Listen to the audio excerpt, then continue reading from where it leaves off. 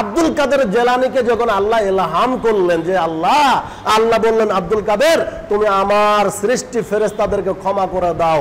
এখন আব্দুল কাদের জেলানী আল্লাহকে বললেন আল্লাহ শর্ত রয়েছে, তোমার সৃষ্টিকে তোমার ফেরেশতাদেরকে ক্ষমা করব, তবে শর্তটা কি যে আমার যত মুরিদ আছে পৃথিবীতে, যত মুরিদ আসবে যাবে কিয়ামত পর্যন্ত, সমস্ত মুরিদের কবরের শাস্তি মাফ করে দিতে হবে, তাদেরকে সব জল করতে হবে না। যদি একটা শর্তে মেনে নেন, এই শর্ত মেনে নিলে আমি তোমার ফেরেশতাদের ক্ষমা করে দেব। সম্মানিত উপস্থিতি, আল্লাহ বললেন ঠিক আছে, তুমি আমার মাহবুব ব্যক্তি বান্দা, সুতরাং আমি তোমাকে কি করলাম, তোমার এই ভালোবাসায়, তোমার সম্মানে, তোমার সমস্ত মুরিদের যত মুরিদ আসবে সব মুরিদের কবরের শাস্তি মাফ করে দিলাম। সম্মানিত উপস্থিতি, তা এই যদি হয় যে আব্দুল কাদের জেলানীর বা অন্যান্য পীর সাহেবদের মুরিদ হলেই যদি কবরের শাস্তি মাফ হয়ে যায়, তাহলে কে না হবে তাদের মুরিদ, কে না হতে চায় তাদের মুরিদ। সম্মানিত উপস্থিতি, আমি একটা হাদিস আপনাদের সামনে পেশ করি, দেখেন তো আসলে কোনো মুরিদ বা অন্য কোনো ব্যক্তির আসলে কবরের শাস্তি এভাবে মাফ হবে কিনা। একজন বিশিষ্ট সাহাবীর কথা আপনাদের সামনে তুলে ধরি, একটু খেয়াল করার চেষ্টা করেন, যার নাম সাদ রাদিয়াল্লাহু তাআলা আনহু। সাদ রাদিয়াল্লাহু তাআলা আনহু যখন মৃত্যুবরণ করেন, তার মৃত্যুতে ইহতাজ্জাল আরশুল মাউতে সাদ ইবনে মুআজ রাদিয়াল্লাহু তাআলা আনহু। সম্মানিত উপস্থিতি, যখন সাদ রাদিয়াল্লাহু তাআলা মৃত্যুবরণ করলেন, এই মৃত্যুর কারণে আল্লাহর যে আরশ, এই আরশটা কেঁপে উঠেছিল। আল্লাহ নবী মুহাম্মদ রাসূলুল্লাহ সাল্লাল্লাহু আলাইহি ওয়াসাল্লাম অন্য হাদিসে বলেন তাহাররাকা লাহুল আরশু লিমাউতি সাদ, সাদের মৃত্যুতে আল্লাহর আরশ কেঁপে উঠেছিল। এই অবস্থায় ফাতিহাত লাহু আবওয়াবুস সামা, এই সাদ রাদিয়াল্লাহু তাআলা মৃত্যুবরণ করলে আকাশের সব দরজাগুলি খুলে দেওয়া হয়েছিল অভিবাদন হিসাবে, তাকে সংবর্ধনা জানানোর জন্য যে সাদের রূহটা যে কোনো দরজা দিয়ে আল্লাহ তাআলা ইল্লিনে উঠিয়ে নেবেন। আল্লাহ তাআলা তাকে এভাবে সম্মান জানালেন। এই অবস্থাতে ওয়াশাহিদা লাহু, তার ব্যাপারে বলা আছে ওয়াশাহিদা লাহু সাবউনা আলফাম মিনাল মালায়েকা। সাদ রাদিয়াল্লাহু তাআলা আনহুর জানাজায় ৭০,০০০ ফেরেশতা অংশগ্রহণ করেছিল। সম্মানিত উপস্থিতি, এমন একজন মানুষ যার মৃত্যুতে আল্লাহর আরশ কেঁপে উঠে। সাদ এমন একজন সম্মানিত মানুষ যার মৃত্যুর কারণে মৃত্যুতে আল্লাহর আকাশের সমস্ত দরজা খুলে দেওয়া হয়, যার মৃত্যুতে, যার জানাজার ভিতরে ৭০,০০০ ফেরেশতা অংশগ্রহণ করে। তাহলে কি ছোটখাটো মানুষ, জানোতানো মানুষ, যার কি ছোটখাটো সাহাবী? এমনটা নয়। এই সাদকে ইদা বুদিয়া ফি কবরিহি, যখন তার কবরে রাখা হলো, তাকে যখন দাফন করে দেওয়া হলো, তখন আল্লাহর নবী মুহাম্মদ রাসূলুল্লাহ সাল্লাল্লাহু আলাইহি সাল্লাম দীর্ঘ সময় ধরে মুআজ এই সাদের কবরের পাশে একটা বাক্য পড়তে থাকলেন, সুবহানাল্লাহ সুবহানাল্লাহ সুবহানাল্লাহ। দীর্ঘ সময় ধরে এভাবে পড়লেন, আর কিছুক্ষণ পরে আবার তিনি তাকবীর দিলেন, আল্লাহু আকবার আল্লাহু আকবার আল্লাহু আকবার। এই দৃশ্য দেখে অন্যান্য সাহাবীগণ বললেন, ইয়া রাসূলুল্লাহ, ব্যাপার কি বুঝলাম না, অনেক মানুষকে আপনি দাফন করেছেন, আপনার সঙ্গে আমরা উপস্থিত ছিলাম, কিন্তু এই বাক্যগুলি পড়তে বা শুনতে বলতে আমরা কখনোই আপনাকে শুনি নাই, কিন্তু আজকে এভাবে বললেন কেন? আল্লাহর নবী মুহাম্মদ রাসূলুল্লাহ সাল্লাল্লাহু আলাইহি সাল্লাম সাহাবীদেরকে বললেন, শোনো ও আমার সাহাবীরা, জেনে রাখো, যখন তোমাদের ভাই সাদকে তোমরা কবরে শাহিদ করলে, আমাকে দেখানো হলো যখন তোমরা মাটি সমান করে দিয়েছো তার কবরের উপরে, তখন দুই দিক থেকে মাটি তাকে এইভাবে চাপ দিয়ে ধরলো, একদিক থেকে মাটি আরেক দিকে চলে গেল, একদিক থেকে মাটি আরেক দিকে চলে গেল। সাদের কবরটাকে আল্লাহ সংকীর্ণ করে দিলেন। এই দৃশ্য দেখে আমি সুবহানাল্লাহ সুবহানাল্লাহ সুবহানাল্লাহ বলতে থাকলাম। এত সম্মানিত মানুষের, এত মান মর্যাদাওয়ালা মানুষের সাহাবীর কবরে এভাবে শাস্তি হচ্ছে, এটা দেখার পরে আমি এইভাবে বাক্যগুলো বলছিলাম, আর কিছুক্ষণের মধ্যেই আল্লাহ তাআলা আবার সাদের কবরকে প্রশস্ত করে দিলেন। এই দৃশ্য দেখে আমি কি করলাম, আল্লাহু আকবার আল্লাহু আকবার এই শব্দ শব্দগুলি, এই তাকবীর পাঠ করতে শুরু করলাম। সম্মানিত উপস্থিতি, এই হাদিস থেকে আমি আপনাদের যেটা বুঝাতে চাচ্ছিলাম তা হলো এই, যদি এত সুন্দর মানুষের, এত নামী মানুষের, এত দামি মানুষের, যার মৃত্যুতে আকাশের দরজা খুলে যায়, যার মৃত্যুতে আল্লাহর আরশ কেঁপে উঠে, যার জানাজার ভিতরে 70,000 ফেরেশতা অংশগ্রহণ করে, তার যদি কবরের শাস্তি হয়, তাহলে আব্দুল কাদের জিলানীর মুরিদের কবরের শাস্তি হবে না? এটা শুধু মানুষকে ভেলকি লাগায়। অনেক সময় আমরা হাটে বাজারে, রাস্তাঘাটে, বিভিন্ন মোড়ে আমরা কিছু জাদুকরকে দেখি। জাদু বলতে আসলে তেমন কিছু জিনিস নেই, যেগুলো দেখানো হয় আমাদের চোখের বাইরে, চোখের ইশারার বাইরে কিছু কাজ করে ফেলে। আমরা বুঝতে না পারার কারণে, আমরা ধরতে না পারার কারণে ওটাকে জাদু বলে মনে করি। ঠিক আসলে এটা আমাদের চোখে, এই পীর সাহেবেরা আমাদের সমাজের চোখের উপরে একটা ভেলকি লাগিয়ে রেখেছে যে আসলে আমাদেরকে না ডাকলে, আমাদের মুরিদ না হলে তোমরা বাঁচতে পারবে না। সম্মানিত উপস্থিতি, আমি আপনাদেরকে দেখাই কাল কিয়ামতের মাঠে এই সমস্ত মুরিদরা, এই সমস্ত পীরদের থেকে কোনো উপকার পাবে কিনা। হাদিস বুখারীতে একটা রয়েছে, এটা আপনাদের সামনে পেশ করি, একটু খেয়াল করার চেষ্টা করেন। লাকিয়া ইব্রাহিম আবাহু আযার ইয়াউমাল কিয়ামা, কিয়ামতের মাঠে আল্লাহর নবী বলেন, কিয়ামতের মাঠে ইব্রাহিম আলাইহিস সালাতু ওয়াস সালাম তার পিতা আজরের সঙ্গে সাক্ষাৎ করবে। ওয়া আলাইহি আযার কাতারাতুন ওয়া গাবারাতুন, আর আজরের মুখখান মলিন হয়ে থাকবে, মনে হচ্ছে যেন আজরের মুখে কাদামাটি লেগে আছে, কেউ যেন কাদা ছুঁড়ে মেরেছে, আলকাতরা ছুঁড়ে মেরেছে, এইরকম মনে হবে। কারণ সে কিয়ামতের বিভীষিকাময় দিবস দেখে আশ্চর্য হয়ে যাবে, আফসোস করতে হবে, হায় হায়, আমি কেন আমার ছেলের আদেশ মেনে নেইনি, আমি কেন আমার ছেলের ইব্রাহিমের আনুগত্য করি নেই। এই আফসোসে সে কিংকর্তব্য বিমূঢ় হয়ে থাকবে। এমতো অবস্থায় ইব্রাহিম আলাইহিস সালাতু ওয়াস সালাম তার পিতাকে বলবে, আব্বা আমি কি বলে নেই, আলাম আকুল্লাক, আমি কি তোমাকে বলে নেই যে আল্লাহ তাসিনি, আপনি আমার নাফরমানি করিয়েন না, আমি যা আজকে বলছি আপনি মেনে নেন। আল্লাহর নবী ইব্রাহিম আলাইহিস সালাতু ওয়াস সালাম দুনিয়াতে থাকাকালীন তার পিতাকে, তার স্বজাতিকে বারবার বলছিলেন, যা সূরা আম্বিয়ার ভিতরে ঘোষণা আছে, ইযা ক্বালা লিআবিহি ওয়া কওমিহি মা হাযিহি তামাসিলুল্লাতী আনতুম লাহা আকিফুন, ও আমার পিতা, ও আমার স্বজাতি, এগুলো কি যেগুলো তোমরা নিজেরা তৈরি করছো? এই মূর্তিগুলো নিজেরা তৈরি করে এগুলোর উপাসনা করো, কেন তোমরা করো? এগুলো ছেড়ে দাও। এইভাবে বলছিলেন। তারা বলছিল, ফালো ওয়াজাদনা আবানা লাহা আবিদিন, বেটা ইব্রাহিম, তুমি আজকে নিষেধ করো মানে আমরা আমাদের পিতৃপুরুষ তাদেরকে দেখেছি, বাপ দাদাদেরকে দেখেছি এগুলো বানাতো, এগুলোর উপাসনা করতো, তুমি খবরদার আর কখনো এগুলো থেকে নিষেধ করো না। তিনি বলছিলেন, লা আরজুমান্নাকা লা ইল্লাম তানতাহি লা আরজুমান্নাকা, যদি তুমি আমাদেরকে এগুলো থেকে বিরত থাকতে বলো, বা আজ থেকে তোমার কথাই যদি তুমি পিছপা না হটো, আর কখনো যদি তুমি নিষেধ করো, তাহলে আর জুমান্নাকা, আমি বাপ তোমাকে ইট দিয়ে ঢেলে মেরে দুনিয়ার থেকে বিদায় করে দিব। খবরদার আর এগুলোর উপাসনা করতে কখনো নিষেধ করো না। সেই দিন ইব্রাহিম বলছিলেন, আচ্ছা ঠিক আছে, তুমি থাকো তোমার মূর্তি নিয়ে, আমি চললাম আল্লাহর দিকে, একদিন কথা হবে। এমত অবস্থায় কিয়ামতের মাঠে বাপ বেটা সাক্ষাৎ, মুখোমুখি অবস্থায় আছে। এমত অবস্থায় ইব্রাহিম আলাইহিস সালাতু ওয়াস সালাম যখন তার বাপকে বললেন, আলাম আকুল্লাক আল্লাহ তাসিনি, আব্বা আপনাকে কি বলছিলাম না যে আপনি আমার কখনো নাফরমানি করিয়েন না, কিন্তু সেই দিন আপনি আমার কথা মানেননি, আমার কথা শুনেননি। এমত অবস্থায় আজর বলবে, ফায়াকুল আজর বলবে, আল ইয়াউমা লা আসিকা, বেটা আজ থেকে শুনে রাখো, তোমার কখনো নাফরমানি করব না, যা বলবে সব মেনে নিব। কিয়ামতের মাঠ আর আনুগত্যের মাঠ নয়, কিয়ামতের মাঠ আর কোনো আমলের মাঠ নয়, ওখানে বিচারের মাঠ, বিচার হবে। আমরা যদি ভুল করে যাই আর সংশোধন করার কোনো উপায় থাকবে না। শ্বাস যতদিন বেঁচে আছি আমরা, শ্বাস যতদিন দেহে চলছে, আসা যাওয়া করছে, ঠিক তো সেই মুহূর্তের ভিতরে যত ভুল ভ্রান্তি আছে সব ক্ষমা করে নিতে হবে, ধুয়ে মুছে ছাপ করে নিতে হবে। কিয়ামতের মাঠে পাপ ক্ষমা হবে না, পাপের বিচার হবে।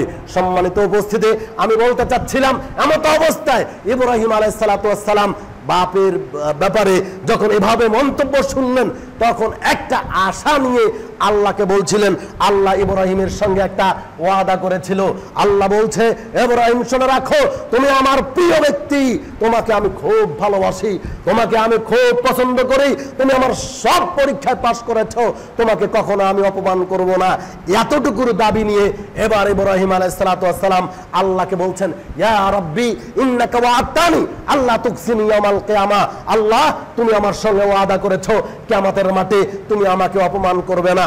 আল্লাহ তুমি আমার সঙ্গে ওয়াদা করেছো কিয়ামতের মাঠে তুমি আমাকে অপমান করবে না। আইয়ু খিজিল আকসামিনা বিল আবাদে, আজকে আমার বাপ আজকে আমার চোখের সামনে জাহান্নামে যাবে, সে বিপদে পড়ে আছে, আর আমি বেটা ইব্রাহিম জান্নাতে যাব, এটা হয় কি করে? তার মানে বলতে চাচ্ছেন আল্লাহকে, আল্লাহ তুমি আমার বাপকে একটু জান্নাতে দিয়ে দাও, আল্লাহ তুমি আমার বাপকে একটু জান্নাতে দিয়ে দাও। বলেন তো এই দাবিটা কার? ইব্রাহিম আলাইহিস সালাতু ওয়াস সালাম তার জীবনের সব পরীক্ষায় মিয়াফিল মিয়া 100 পাস করেছিলেন। তার মানে প্রিয় ব্যক্তি ছিলেন ইব্রাহিম আলাইহিস সালাতু ওয়াস সালাম। আল্লাহর নবী হয়ে আল্লাহকে বলছেন, আল্লাহ তুমি আমার বাপকে একটু জান্নাতে দাও না, আমি যে নবী হয়ে তোমার প্রিয় ব্যক্তি হয়ে তোমাকে বলছি তুমি একটু আমার বাপকে জান্নাতে দাও। আল্লাহ বললেন, শোনো ইব্রাহিম, তোমাকে বলছি তুমি শুনে নাও, তোমার বাপকে আমি আজকে জান্নাতে দিতে পারবো না, কারণ তোমার বাপ আমাকে মানে নাই, আমার নবীকে মানে নাই, নিজে আমল করে নাই, অতএব তোমার বাপকে আজকে আমি জান্নাতে দিতে পারছি না। এখন নবী যদি কিয়ামতের মাঠে অসহায় হয়ে যায়, কিয়ামতের মাঠে যদি নবী বাপের ব্যাপারে কোনো কিছু উপকার করতে না পারে, তাহলে আপনার ওই 3 নাম্বার হুজুর, ওই 3 নাম্বার শ্রেণীর আপনার পীর সাহেব কি করে কিয়ামতের মাঠে আপনাকে, আমাকে বা তাদের মুরিদদেরকে জান্নাতে নিতে পারে, যেখানে নবী পাচ্ছেন না তার বাপকে একটু কিয়ামতের মাঠে সহযোগিতা করতে।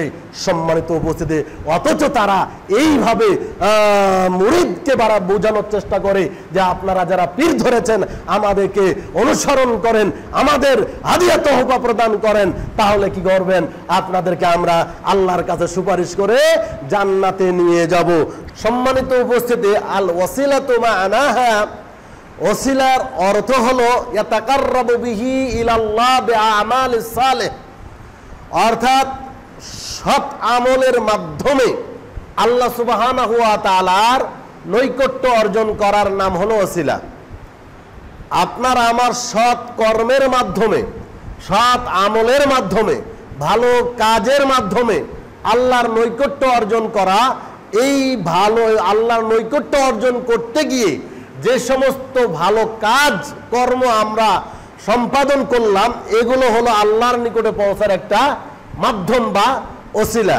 সম্মানিত উপস্থিতি, কিন্তু আমাদের ভারত, বাংলাদেশ, পাকিস্তান এর ভিতরে মানুষরা ওসিলার অর্থটাকে বিকৃত করে ফেললো। ওসিলা শব্দের অর্থ তারা নিল যে সরাসরি কেউ আল্লাহর কাছে ইবাদত বندگی করতে পারে না, বা আল্লাহকে ডাকতে পারবে না, আল্লাহর কাছে দোয়া করতে পারবে না, এই কারণে তাকে একটা মাধ্যম গ্রহণ করতে হবে। এই মাধ্যমটা কি? এই মাধ্যমটা হলো পীর সাহেবেরা। এই মাধ্যমটা কি? এটা হলো পীর সাহেব। পীর সাহেবেরা যখন আমরা তার কাছে গিয়ে বলবো, তাদের মাধ্যমে আল্লাহকে বলবো, তখন তারা আল্লাহর কাছে আমাদের জন্য বলবে, তখন আমাদের চাওয়া পাওয়া আল্লাহ তাআলা গ্রহণ করবে। এই যে একটা বুঝ, এই বুঝটা আমাদের আসলো, যেটা আসলে মাজুসি আকীদা, অর্থাৎ হিন্দুদের আকীদা। কিভাবে? তারা হিন্দুরা, অগ্নি পূজকেরা বা মূর্তি পূজকেরা, এরা দেবদেবীর পূজা করত। তারা কি করত? আল্লাহ তাআলার সরাসরি ইবাদত না করে লাত, মানাত, উজ্জা, হুবল, কালী, দুর্গা, সরস্বতী, 8 হাতি 10 হাতি যা আছে এগুলোর ইবাদত করত। কেন? যে তাদের কথা হলো ইয়াতাকাররাবু ইলাইনা ইলাল্লাহ, আমরা এগুলোর মাধ্যমে কি করব? আল্লাহর নৈকট্য অর্জন করব। বা এই সমস্ত লাত, মানাত, উজ্জা, হুবলের যখন আমরা পূজা করব, এদের জন্য উপাসনা করব, এরাই আমাদেরকে কি করবে? আল্লাহর নৈকট্য অর্জন করে দিবে বা আমাদেরকে আল্লাহর নিকটে নিয়ে যাবে। এই উদ্দেশ্য নিয়েই তারা কি করত? মূর্তি পূজা করত।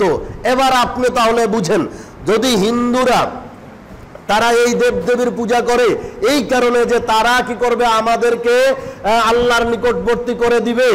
আবার আমরা মুসলিমরা পীর সাহেবদেরকে গ্রহণ করছি, পীর সাহেব ধরছি। বিভিন্ন পীর রয়েছে আমাদের সমাজে বা আমাদের দেশে, বিশেষ করে ওই উত্তরাঞ্চলে, আপনার দক্ষিণবঙ্গে এইগুলো দেখবেন যে পীরের সয়লাব, রাস্তাঘাট একাকার করে ফেলছে। তো এদেরকে গ্রহণ করতে হবে কেন? এরাও কি করবে, আল্লাহর নিকটবর্তী আমাদেরকে করে দিবে, বা আমাদের দোয়াগুলি তারা কি করবে, আল্লাহর নিকটে পৌঁছিয়ে দিবে। এই ধ্যান ধারণা নিয়ে আমরা কি করি, পীর সাহেবদেরকে ওসিলা হিসাবে গ্রহণ করার চেষ্টা করি। তাহলে হিন্দুরা যারা লাত মানাত উজ্জা হুবলের আপনার কি করলো, উপাসনা করলো, ইবাদত করলো আল্লাহর নৈকট্য পাওয়ার জন্য, আর মুসলমানেরা পীর সাহেবদেরকে ধরলো, তাদের মাধ্যমে তাদের আরাধনা, তাদের ধ্যান ধারণা করার মাধ্যমে আল্লাহর নৈকট্য পেতে চায়। তাহলে দুই শ্রেণীর লোকেরা কি হয়ে যাবে, একাকার হয়ে যাবে। কাজেই সাবধান থাকতে হবে। ওসিলা আল্লাহ তাআলা বললেন, সেই ওসিলার মর্ম অর্থ না বুঝে, ভাব অর্থ না বুঝে, শাব্দিক অর্থ না বুঝে আমরা যদি পীর সাহেবদের গ্রহণ করি, আর পীর সাহেবেরাও কি করে, এগুলো বলে তাদের দল ভারী করার চেষ্টা করে বা তাদের মুরিদ বাড়ানোর চেষ্টা করে। কেউ কেউ তো বলছেন যে যার পীর নেই, মাল্লাইসা লাহু শাইখুন ফা শাইখুহু শাইতান, যদি কারো পীর না থাকে তাহলে তার পীর হয়ে যাবে শয়তান। অতএব শয়তানকে পীর বানানো থেকে বাঁচানোর উদ্দেশ্যে তারা যে কোনো একটা কি করে, পীর গ্রহণ করে। সম্মানিত উপস্থিতি, আবার ভেদে মারেফত বায়াদে খোদা, সেখানে আবার তারা বলছে যে আসলে যার এক দুইজন পীর থাকবে, আগার কিসি কে দো পীর হো, যদি কারো দুইজন পীর হয় তাহলে দুই পীরে কিয়ামতের দিনে তাদেরকে কি করবে, দুই ডানা অর্থাৎ দুই হাত ধরে আল্লাহর জান্নাতে কি করবে, পৌঁছিয়ে দিবে। এই আশা নিয়ে মানুষ জান্নাতে যাবে। আমরা সকলে জান্নাতের পাগল, আমরা সবাই জান্নাতকে লক্ষ্য করে দুনিয়াতে কাজ করি। আপনার চোর বদমাইশ থেকে শুরু করে সবাইকে যদি বলেন যে ভাই আপনি কি জান্নাত যেতে চান না, সকলে এক বাক্যে বলবে আমরা জান্নাতে যেতে চাই। তাহলে জান্নাত যাওয়ার সহজ উপায় কি? আপনারা দুইজন পীর ধরেন, একটা ধরে আছেন তো আরেকটা ধরেন, তাহলে আমল আখলাক যা আছে সেটা ভিন্ন কথা। দুই পীরে আপনাকে কি করবে, কিয়ামতের মাঠে কি করবে, জান্নাতে নিয়ে যাবে। সম্মানিত উপস্থিতি, এই আশা অন্তরে লালন করে আমরা কি করি, পীর সাহেব ধরেই একটু চেষ্টা করেন। আমাদের সবচেয়ে বড় পীরের নাম হলো কি, আব্দুল কাদের জিলানী রাহিমাহুল্লাহ, আল্লাহ তাকে মাফ করুক।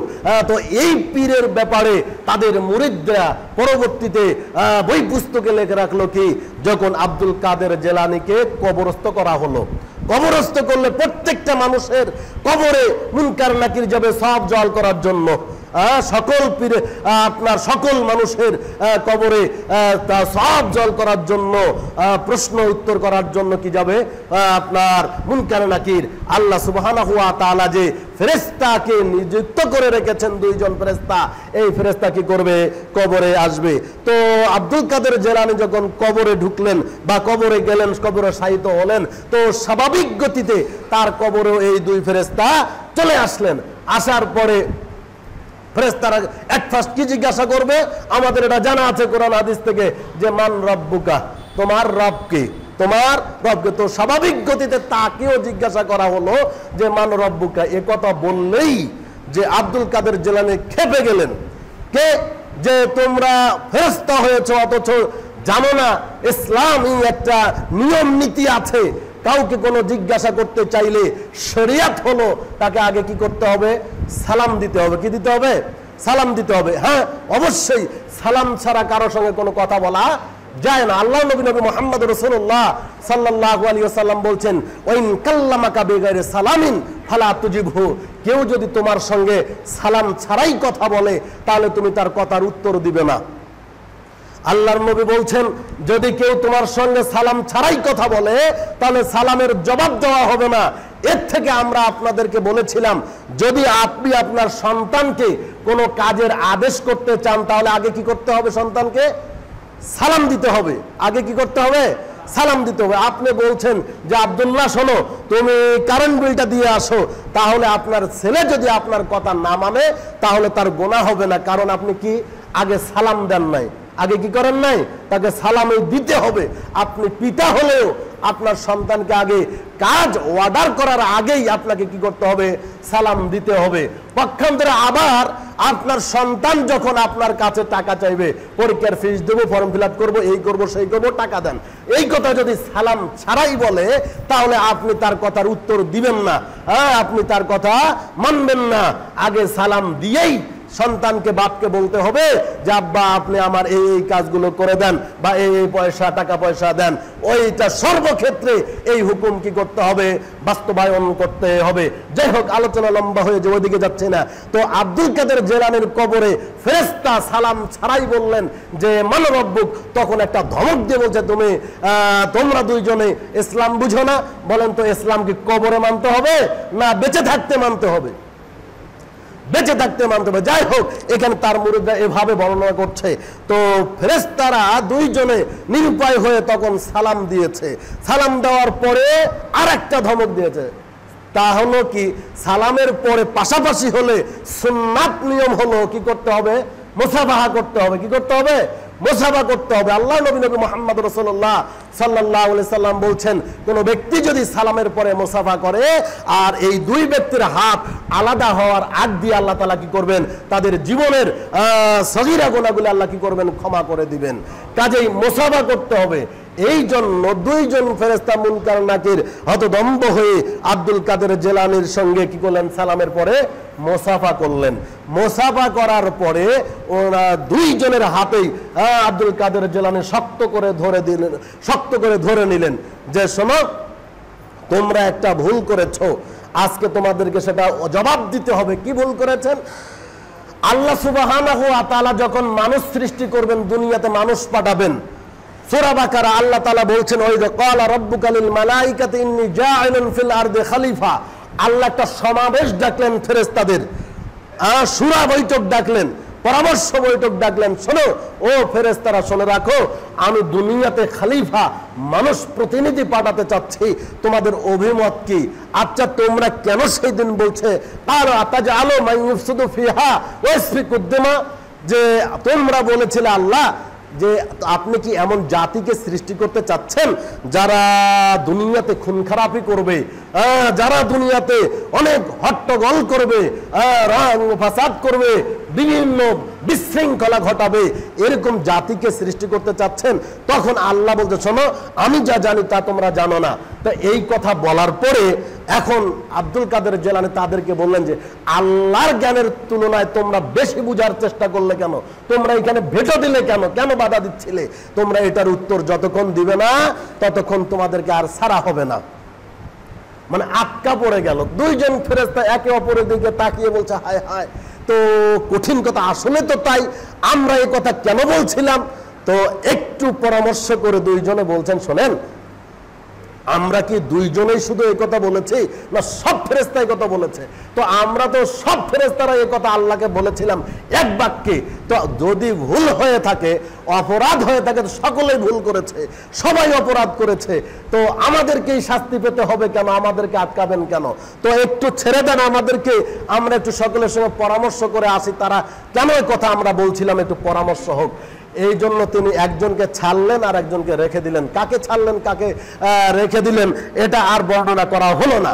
এই অবস্থাতে এভাবে এসে সকলের নিকটে এই কথা পরামর্শের ভিত্তিতে আসার পরে বলছেন, আল্লাহ তাআলা এবার ওহী করলেন বা ইলহাম পাঠালেন আব্দুল কাদের জিলানীর কবরে যে শোনো, তুমি আমার, বা এই ফেরেশতাদেরকে বলা হলো, ফেরেশতাদের নিকটে এলাম হলো যে তোমরা কি করো, আমার মাহবুব বান্দা আব্দুল কাদের জিলানীর কাছে ক্ষমা চেয়ে নাও, তাহলেই তোমরা ক্ষমা পেয়ে যাবে।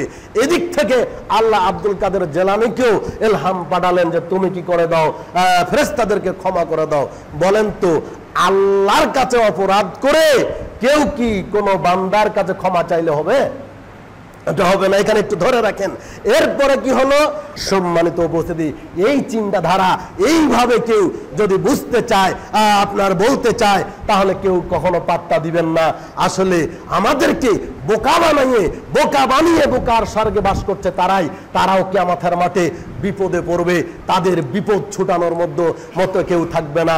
সম্মানিত উপস্থিতি, আমি আপনাদেরকে বলতে চাই, আমরা অনেক সময় দোয়ার ভিতরে আমরা পীর সাহেবদেরকে নাম তুলে তুলে তাদের ব্যাপারে দোয়া করতে থাকি। আল্লাহ অমুক পীরের ওসিলায়, অমুক পীরের অমুক ব্যক্তির ওসিলায় তুমি কি করো, আমাদেরকে রক্ষা করো। সম্মানিত উপস্থিতি, পীরের ওসিলা করে দোয়া করতে হবে এরকম কোন হাদিস, এরকম কোন আয়াত আল্লাহ সুবহানাহু ওয়া তাআলা দেন নাই। ওনারা হয়তো বলতে পারে যে সাহাবীগণ আল্লাহর নবীর নিকটে দোয়া চেয়েছেন, আপনার সাহাবীরা আল্লাহ রাসূলের পরবর্তীতে অনেকেই সাহাবীদের কাছ থেকে দোয়া চেয়েছে, এইভাবে দোয়া চাওয়া যায়। কিন্তু দোয়া চাওয়া যায় মৃত্যু ব্যক্তির কাছ থেকে, এইভাবে কখনো দোয়া চাওয়া যায় না। উপস্থিত আপনার সব ব্যক্তির কাছ থেকে দোয়া চাওয়া যায়, এ কথা ঠিক, কিন্তু মৃত্যু হয়ে গেছে বা জীবিত আছে অনুপস্থিত ব্যক্তি, এদের মাধ্যমে আল্লাহর কাছে দোয়া করা যায় না। বুখারীতে একটা হাদিস এভাবে দেখা যায়, আল্লাহর নবী যখন মৃত্যুবরণ করলেন তখন ওমর রাদিয়াল্লাহু তাআলা আনহু ইবনে আব্বাস রাদিয়াল্লাহু তাআলা আনহুর নিকটে গেলেন, বলছেন আব্বাস শুনে রাখো, আপনার যখন মুহাম্মদ সাল্লাল্লাহু আলাইহি সাল্লাম আমাদের নবী বেঁচে ছিলেন তখন আমরা নবীর কাছে গিয়ে দোয়া চেয়েছিলাম, আমরা তার সাথে সাথে আমিন আমিন বলছিলাম। অতএব এখন যেহেতু নবী নাই, এখন আপনি ফাদউ লানা, আপনি আমাদের জন্য দোয়া করেন। সম্মানিত উপস্থিতি, দোয়া সব ব্যক্তিদের কাছ থেকে চাওয়া যাবে, আবার উপস্থিত ব্যক্তি লাগবে। আপনার ওই ঢাকাতে পীর সাহেব রয়েছে, আপনার ওই সিলেটে পীর সাহেব রয়েছে, আপনার চট্টগ্রামে পীর সাহেব রয়েছে, অমুক পীর অমুক তমুক পীর, এই পীরদের নামে আপনি দোয়ায় শামিল করে তাদের নামে দোয়া করবেন, এমনটা হবে না। আপনাদেরকে বলতে চাই, ওসিলা মানা যায়, 3 শ্রেণীর ওসিলা মেনে নেওয়া যাবে। এক, আপনার বেআসমা ইল্লাহি তাআলা, আল্লাহ সুবহানাহু ওয়া তাআলার নাম, আল্লাহ তাআলার যে গুণবাচক নামগুলি রয়েছে, বলা যাবে আল্লাহ আনতাল গাফুর, তুমি তো ক্ষমাশীল, ফাগফিরলি, অতএব আমাকে ক্ষমা করে দাও। আল্লাহুম্মা, হে আল্লাহ আনতার রাজ্জাক, আল্লাহ তুমি রিজিক দাতা, সুতরাং তুমি আমাকে রিজিক দাও। আল্লাহ আপনি রহিম, অতএব আমাকে রহম করো। অর্থাৎ আল্লাহর নামের ওসিলা করে আল্লাহকে ডাকা যায়। এরপরে সব ব্যক্তিদের উপস্থিতিতে তার দোয়াকে ওসিলা করা যায়, তার দোয়ায় শরীক হয়ে আল্লাহকে আহ্বান করা যায়। আর নিজের সৎ আমলের ওসিলা করা যায়। নিজের সৎ আমল, আপনি যেটা ভালো আমল করেছেন, বিপদে পড়েছেন, আপনি কষ্ট ভোগ করছেন, আপনার জীবনের যেটা সৎ আমল রয়েছে, এই সৎ আমলটা আল্লাহর কাছে পেশ করবেন যে আল্লাহ তোমার এই কাজটা আমি করে দিয়েছি, তোমাকে রাজি খুশি করার জন্য এই আমলটা করেছি, অতএব আজকে আমি বিপদে পড়েছি, এই বিপদ থেকে তুমি আমাকে রক্ষা করো এই কাজের বিনিময়। এটা আপনি বলতে পারবেন। মর্মে আপনি একটা হাদিস দেখেন, 3 জন ব্যক্তি তারা পথ ধরে চলছিল, হঠাৎ করে তাকে বৃষ্টি চলে আসলো। কোথায় চলে যাবে? ঝড় বৃষ্টি চলে আসলো, আশপাশে কোনো দাঁড়াবার ঠাঁই নেই। একটা পাহাড়ের গর্তে তারা 3 জনে ঢুকে গেল। 3 জনে ঢুকে গিয়ে এমত অবস্থা আশ্রয় গ্রহণ করলো যাতে করে কোনো প্রকার আপনার ঝঞ্ঝাবায়ু তাদেরকে একদিক থেকে আরেক দিকে নিয়ে যেতে না পারে।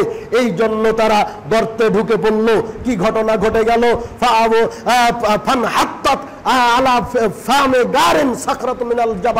হঠাৎ করে আপনার ওই পাহাড় থেকে একটা বড় বিশাল আকারের পাথর গড়িয়ে এসে ওই গর্তের মুখটা ঢেকে দিল। 3 জন মানুষ গর্তের ভিতরে ঢুকে আছে, গর্তের মুখ পাহাড়ের উপরে, আপনার এই গর্তটা ঢাকা পড়ে গেল পাথর দিয়ে। কি করে এখন তারা বের হবে? এমত অবস্থায় ফাকালা বাদুহুম লিবাদিন, একে অপরকে বলতে লাগলো, উনজুরু আমালান আমিলতুমা সালিহাতান লিল্লাহি, শোনো 3 জন রয়েছি আমরা, এখন হাত দিয়ে ঠেলা দিয়ে পাথর সরাবো এরকম শক্তি সামর্থ্য আমাদের নাই। সুতরাং তোমরা খেয়াল করো কে কোন দিন কেমন ভালো আমল করেছো। ফাদউ বিহা, এইটার মাধ্যমে তোমরা আল্লাহকে ডাকো, আল্লাহু ইফাররাজু আনহা, যাতে করে ওই গর্তের মুখ থেকে আল্লাহ এই পাথরটাকে সরিয়ে দেয়। ফাকালা আহাদুহুম, 3 জনের একজন বলল, ইন্নাহু কানালি আল্লাহুম্মা ইন কুনতা আনতা তাআলামু তুমি তো ভালো জানো ইন্নাহু কানা লি ওয়ালিদাইনি শাইখানে কাবীরানে আল্লাহ আমার দুইজন পিতামাতা ছিল একেবারে বয়বৃদ্ধ আমার বাপও বৃদ্ধ আমার মাও বৃদ্ধ ওয়ালিয়া সিবিয়ুন সিবিয়াতুন সাগারুন আর আমার কিছু ছোট ছোট ছেলে মেয়েও রয়েছে ওয়াকুনতু আরা আলাইহিম আমি তাদেরকে রাখাল করে তাদেরকে খাওয়াই তাদেরকে আমি এভাবে লালন পালন করি ওয়াকুনতু আরা আলাইহিম ফাইদা রুহতু আলাইহিম আমি যখন সন্ধ্যাবেলা আমার মেষ নিয়ে চলে আসি বকরি নিয়ে চলে আসি উট নিয়ে চলে আসি হালাবতু ফাবাদাতু বিওয়ালিদাইয়া নাসফিহুমা ক্বাবলা সিবিয়া বা বানিয়া আমি আমার সন্তানদের খাওয়ানোর আগে আমার পিতামাতাকে খাওয়াই যখন আমি সন্ধ্যায় চলে আসি এমত অবস্থায় ওই উট গরু মেষগুলিকে আমি দহন করি দুধ যখন হয় তখন আমার পিতামাতাকে আগায় খাবার দেই তারপর ছেলে মেয়েকে একদিনের ঘটনা এই ছিল যে ইন্নী ইস্তাখারতু আমি একদিন দেরি করে ফেললাম ফালাম আতে আমি আসতে পারলাম না হাত্তা আমসাইতু সন্ধ্যা হয়ে গেল সূর্য ডুবে গেল এমত অবস্থায় আমি আমার মেষগুলিকে নিয়ে এসেছি আমার গরু ছাগলগুলিকে নিয়ে এসেছি হালাবতু কামা কুনতু আহলাবু প্রতিদিনের ন্যায় দুধ দহন করলাম এমত অবস্থায় গিয়ে দেখছি পিতামাতা ঘুমিয়ে গেছে পিতামাতা আর জাগ্রত নেই হালাবতু আমি দুধ দহন করলাম কুনতু ইনদা রুসিহিমা আমি তাদের দুইজনের মাথার কাছে দাঁড়িয়ে থাকলাম কখন তারা উঠবে যখনই উঠবে তখনই আমি তাদেরকে দুধ পান করাবো বলে আমার যেই ছোট বাচ্চাগুলি ছিল এরা আমি তাদেরকে আগে পান করাবো দুধ এটা আমি অপছন্দ করলাম প্রতিদিনের ন্যায় আজকেও আমার পিতামাতাকে আগে খাবার দিব তারপর আমার সন্তানেরা খাবে আর আমার সন্তানেরা ইয়াতাযাগাউনা কাদামাইয়া আমার দুই পায়ের নিচে গড়াগড়ি খাচ্ছিল আর বলছিল বাবা গো একটু দুধ দাও আমাকে আমরা খেয়ে ঘুমাবো একটু দুধ দাও আমরা খেয়ে ঘুমাবো কিন্তু আমি তাদেরকে দেইনি আমার বাপ মা খাবে আগে এরপর আমার সন্তানেরা খাবে এমনকি ভাতটা তলা আল ফজর হয়ে গেল এরপর পিতামাতাকে খাওয়ালাম তারপর সন্তানেরা খেয়েছে আল্লাহ তুমি যদি মনে করো এটা তোমাকে রাজি খুশি করার জন্যই পিতামাতার সেবা করেছি আমি তাদেরকে ভালোবেসেছি আমি আপনাকে পছন্দ করার জন্য আপনার নৈকট্য পাওয়ার জন্য আল্লাহ তুমি আমরা যেই বিপদে পড়ে আছি এই বিপদ থেকে তুমি আমাদেরকে একটু রক্ষা করো পাথরটাকে একটু গর্তের মুখ থেকে সরিয়ে দাও হাত্তা নারা সামা যাতে করে আমরা আকাশ দেখতে পাই সম্মানিত উপস্থিতি এ কথা আল্লাহর নিকটে পেশ করা না করা এ কথা বলা না বলার সাথে সাথে ফাফাররাজাল্লাহু আনহু আল্লাহ সুবহানাহু ওয়া তাআলা তাদের থেকে পাথরটাকে 3-এর 1 অংশ সরিয়ে দিলেন সম্মানিত উপস্থিতি পক্ষান্তর আরেকজন ব্যক্তি দ্বিতীয় ব্যক্তি বলল আল্লাহুম্মা আল্লাহ তুমি ভালো জানো ইন্নাহা কানাত লি বিনতু আম্মিন আমার একজন চাচাতো বোন ছিল খুব সুন্দরী ছিল আমি তাকে ভালোবাসতাম আহবাবতুহা আমি তাকে ভালোবাসতাম আসাদ্দিন কামা ইউহিব্বুর রিজাল ওয়ান নিসা একজন পুরুষ একজন মহিলাকে যেভাবে ভালোবাসে একটা ছেলে একটা মেয়েকে যেভাবে ভালোবাসে আমি অনুরূপ তাকে ভালোবাসতাম অর্থাৎ তাকে আমার জীবনের মতো আমি তাকে ভালোবাসতাম এইভাবে একদিন তার কাছে আমি প্রস্তাব পেশ করলাম তলাবতু আনহা আমি তার কাছে প্রস্তাব পেশ করলাম যে শোনো আমি তোমার সঙ্গে এই অপকর্মে লিপ্ত হতে চাই হাত্তা আবাদ সে কি করলো অস্বীকার করলো একটা শর্ত জুড়িয়ে দিল শর্তটা কি এই শোনো তুমি আমার সঙ্গে এই কাজ করতে চাইলে আপনা হাতা আতাইতা তাইতনি তুমি আমাকে দিবে বেয়াতে দিনারেন 100 দিনার তুমি যদি আমাকে 100 দিনার নিয়ে এসে দিতে চাও পাও তাহলে আমি তোমার সঙ্গে তোমার কথায় রাজি আছি তোমার সঙ্গে এই অপকর্ম করতে রাজি আছি এ কথা যখন বলল আমি 100 দিনার নিয়ে গিয়ে আমার চাচাতো বোনের হাতে পেশ করলাম এই যে তোমার চাওয়া তুমি নিয়ে নাও তুমি তোমার সঙ্গে আমি এই অপকর্মে লিপ্ত হব এমত অবস্থায় হাত্তা কাতো আলা রিজলাহি আমি যখন তার দুই পায়ের উপরে উঠে বসলাম এমত অবস্থায় আমার বোন আমাকে বলল ইয়া আব্দুল্লাহ ইত্তাকিল্লাহ হে আল্লাহর বান্দা তুমি আল্লাহকে ভয় করো লা তাফসিল খাতিমাতা তুমি আমার লজ্জাস্থান খুলো না তুমি আল্লাহকে ভয় করো যখনই বলেছে আল্লাহকে ভয় করো সেই মুহূর্তে আমি তোমার ভয়ে কেউ ছিল না নিশীতে নিরঞ্জনে একাকী আমি তাকে এইভাবে পেয়েও আমি তোমার ভয়ে এই কাজ করা থেকে এই অপকর্ম থেকে আমি উঠে গেছি এই কাজ বাস্তবায়ন করিনি আল্লাহ তোমাকে যদি আমি রাজি খুশি করার জন্য তোমাকেই যদি ভয় করে এই কাজ করে থাকি তুমি একটু ফাফরুজলানা আমাদের কাছ থেকে ওই পাথরটাকে একটু হটিয়ে দাও এ কথা বলার সাথে সাথে আল্লাহ সুবহানাহু ওয়া তাআলা আরো কিছু কিছু অংশ ওই পাথরটাকে গুহার মুখ থেকে সরিয়ে দিলেন। সম্মানিত উপস্থিতি, অপর একজন আখার শেষ ব্যক্তি আল্লাহকে বলে, আল্লাহ ইন্নিস্তাজারতু আজিরান বেফারাকে আরুজ্জিন, আমি একদিন কামলা কিষান নিয়েছিলাম কিছু খাবারের বিনিময়, কিছু চালের বিনিময়। ফালাম্মা কাজা হাজাতাহু, যখন আমালাহু, যখন ওই কামলা কিষান তার কাজ সম্পাদন করে ফেললো, সব কাজ শেষ করে দিল, সে ফাদা সে ডেকে নিল বা চাইলো তার পাওনাকে, আমি তার কাছে তার পাওনা পেশ করলাম। পাওনা পেশ করলে ও না নিয়ে চলে গেল, ফারাকেবা, সে না নিয়ে চলে গেল, অনেক দিন হয়ে গেল। ওই যেই কাজের বিনিময় যতটুকু ছিল, এই বিনিময় থেকে আমার গরু ছাগলের সঙ্গে, আমার অর্থ সম্পদের সঙ্গে আমি এটাকে জমা করে করে রাখতে শুরু করলাম। এমনকি অনেকগুলি উটে পরিণত হলো, অনেকগুলি ছাগলে পরিণত হলো। ওই সামান্য অর্থটুকু একদিন হঠাৎ করে ওই লোকটা এসে বলছে মালিকের কাছে, ইয়া আব্দুল্লাহ ইত্তাকিল্লাহ, তুমি আল্লাহকে ভয় করো, মনে পড়ে কি তোমার বাড়িতে সামান্য কিছু বিনিময় আমি একদিন কাজ করেছিলাম, ওই অর্থ না নিয়ে চলে গেছি, ওই অর্থ আজকে তুমি আমাকে বুঝিয়ে দাও। এ কথা বললে লোকটা বলছে, ওই যে দেখো তোমার মাঠে যতগুলি মহিষ, যতগুলি উট, যতগুলি মেষ, যতগুলি ছাগল, যতগুলি গরু দেখতে পাচ্ছ, এগুলো তোমার অর্থের বিনিময় হয়েছে, সব তুমি নিয়ে যাও। তখন যে বলছে, এলা তাস্তাহজি বিহি, তুমি আমাকে আমার সঙ্গে এইগুলো ঠাট্টা করিও না, তুমি আজকে আমার সঙ্গে উপহাস করছো। আমি কি এত কিছু পাই? আমি তো এত কিছু পাই না।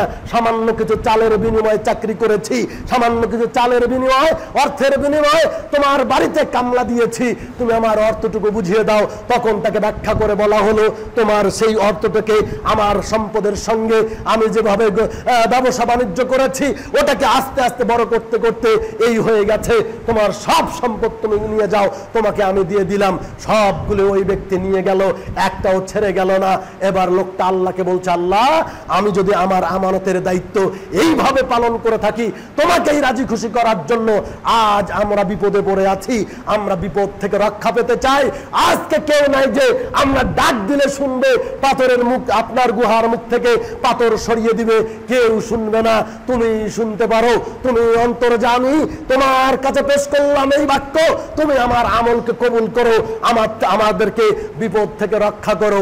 এ কথা বললেই আল্লাহ সুবহানাহু ওয়া তাআলা ওই গুহার মুখ থেকে পাথরটাকে একেবারে সরিয়ে দিল। তিনজন ব্যক্তি নিরাপদে বেরিয়ে আসলো।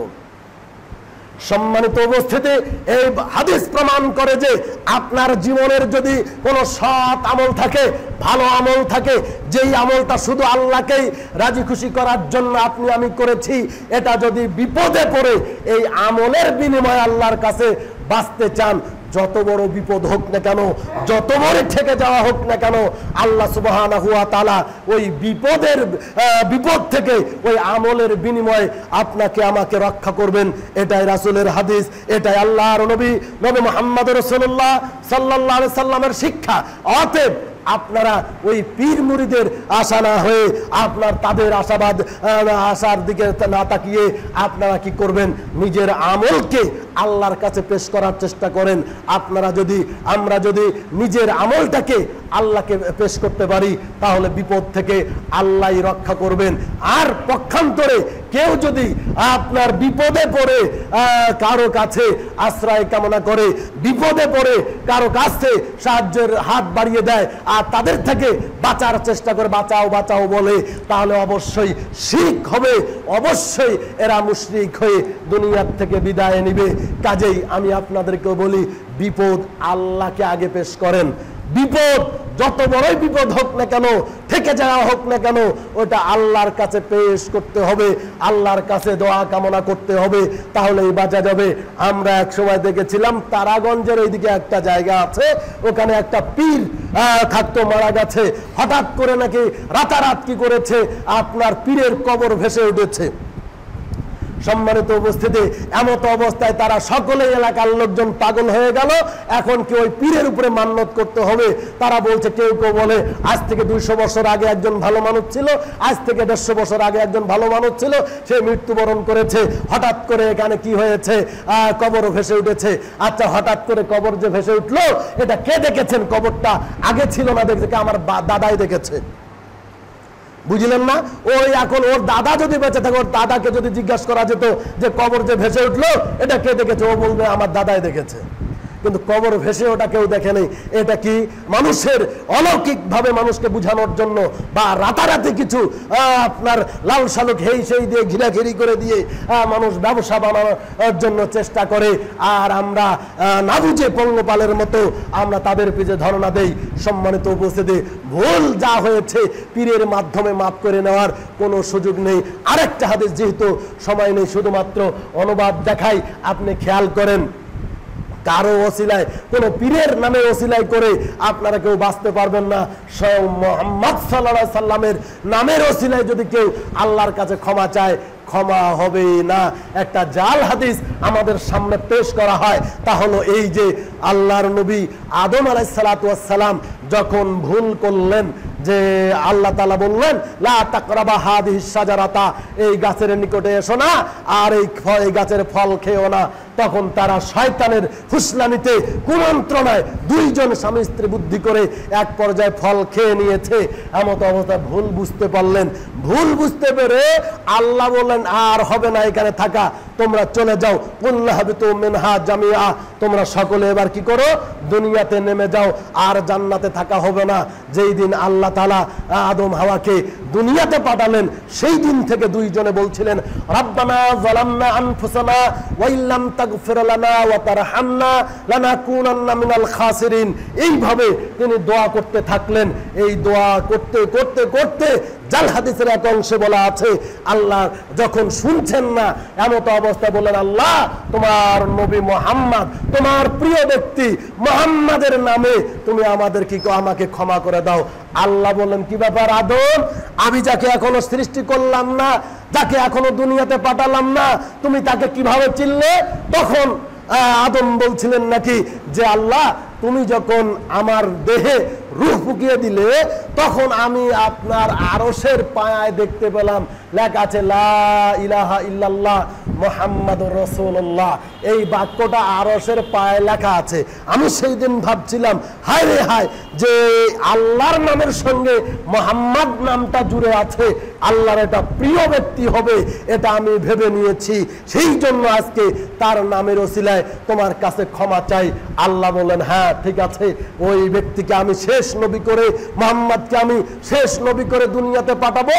তুমি ঠিক ধরেছো, তাকে আমি খুব ভালোবাসি, অতএব তার নামের ওসিলায় তোমাকে আমি মাফ করে দিলাম। সুবহানাল্লাহ বললেন।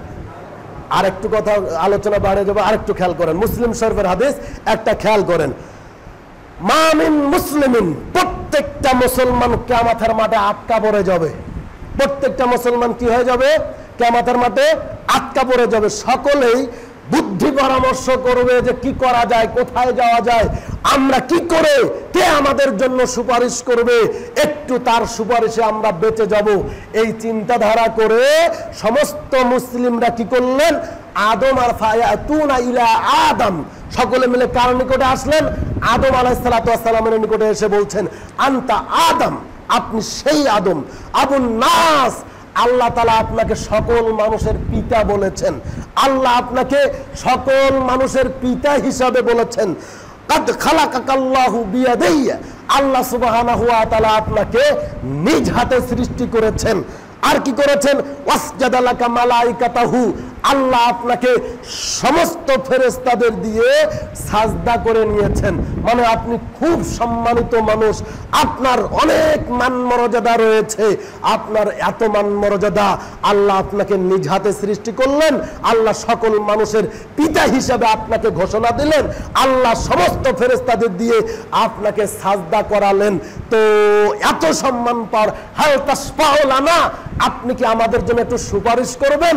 আই ইউরিহানা মান মাকানিনা হাদা, কিয়ামতের মাঠ বড় বিপদে পড়ে আছি, আল্লাহ যাতে করে একটু আমাদেরকে রহম করেন, আল্লাহ যাতে আমাদেরকে নিস্তার দেন, একটু আমাদের জন্য সুপারিশ করেন। তো এবার আপনারা তো ভালো জানেন, বলেন তো আদম আলাইহিস সালাতু ওয়াস সালাম কি বলছেন? বুঝলেন না মনে হয়। আদম আলাইহিস সালাতু ওয়াস সালাম সুপারিশ করেছেন কি? বলছেন লাস্তাহনাকুম অসম্ভব হবে না, তোমরা চলে যাও, তোমরা অন্য নবীদের নিকটে চলে যাও। কারণ আল্লাহ আমাকে জান্নাতে রেখে বলছিলেন, আদম শোনো, এই ফলের নিকটে আসো না, গাছের নিকটে আসো না, ফল খেও না।